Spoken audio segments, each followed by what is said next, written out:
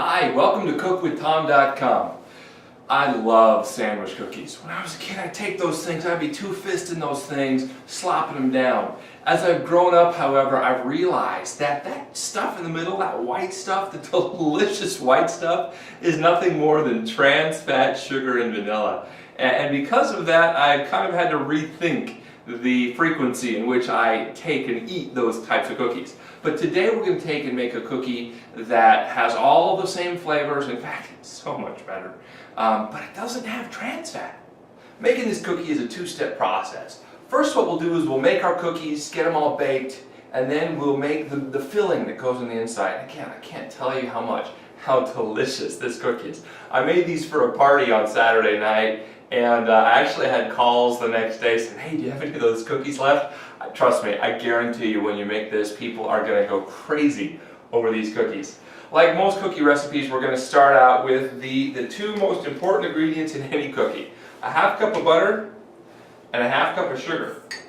We're going to put these in the mixture and let them mix together, and cream is the word they use. Essentially what happens is the waters and the fats in the butter meet up with the abrasiveness of the sugar, and that causes that to break down to make a more even consistency so that when we add our other ingredients later on, it'll mix better.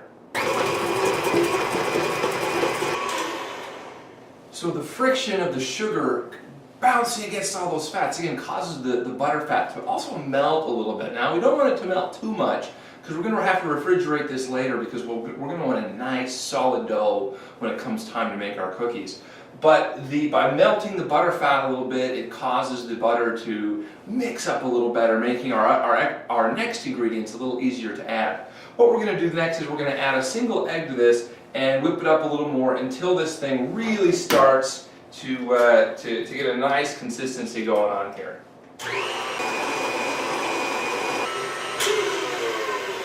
Once that's done mixing, it creates a nice, almost kind of a custardy look to it. We're going to add a cup of Dutch processed cocoa powder. It's important, if you can't get Dutch processed, you can always use the regular stuff, but if you can find it, it's delicious. What they do with Dutch processed cocoa powder is they take it and they treat it with an alkali, usually potassium chloride. But what that does is it causes the grains of the cocoa to not stick together as much, so in your cookie it's not going to, the mouthfeel is going to be much more satiny. Not only that, but it raises the pH of the cocoa and gives it a more of a reddish color.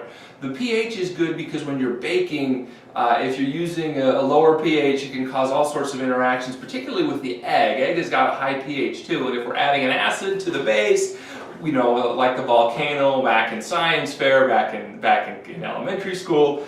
But when you use, again, you can use regular cocoa powder, but if you use Dutch processed cocoa powder, your results are going to be so much better.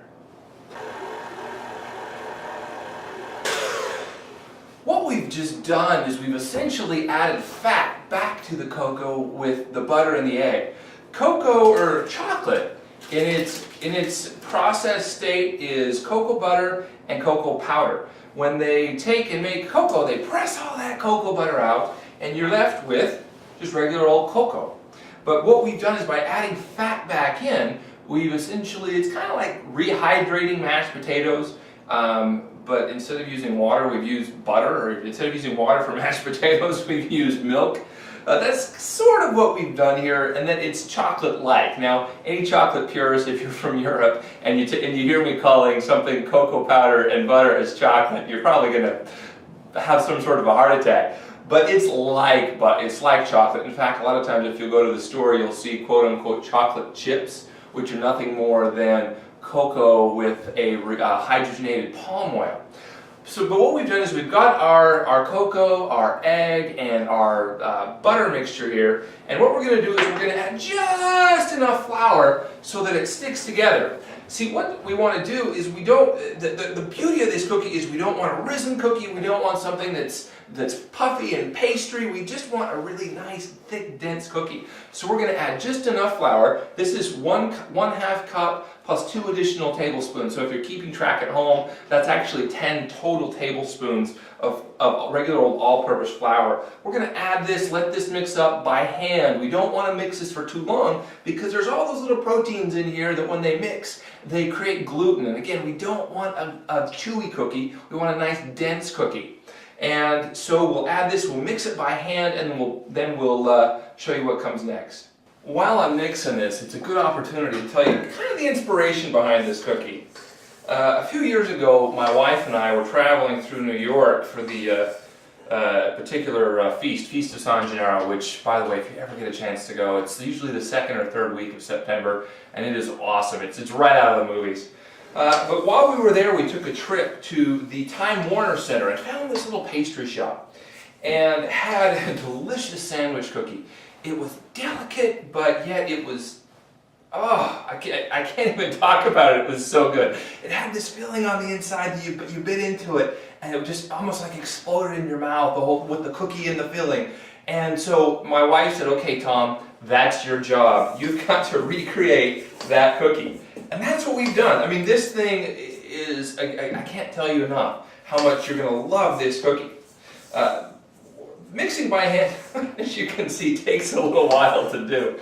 The flour, you want to make sure you get it all incorporated. What I found the best technique to use is to turn it and then pat it down with the spatula. That forces the flour into the dough and causes it to hydrate a little bit so that as you're mixing it, it becomes more and more doughy. See, this isn't quite ready yet, but I'm going to keep mixing. I don't want to bore you with the details of me mixing a bowl, but just keep stirring and then pressing it down like that, and just in short order, you'll have a great cookie dough.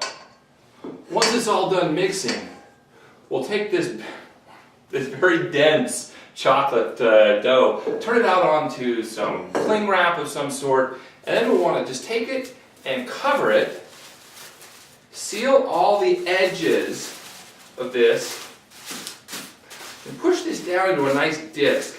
Then we're going to pop this in the fridge for a couple of hours. Try to get your disc pushed down as much as possible. The reason being is as we've been making this dough, the butter has melted to the point where it's gotten pretty close to room temperature. And since we want our dough to be pretty dense when we roll it out, we're going to throw it back in the fridge for a couple hours so that the butter has a chance to get back down to a cooler temperature so it's nice and hard, like trying to cut into it when you're trying to spread it on your toast. That's the temperature we want our butter to be so that when it comes time to roll it, it'll roll out better and it'll help us make a better cookie.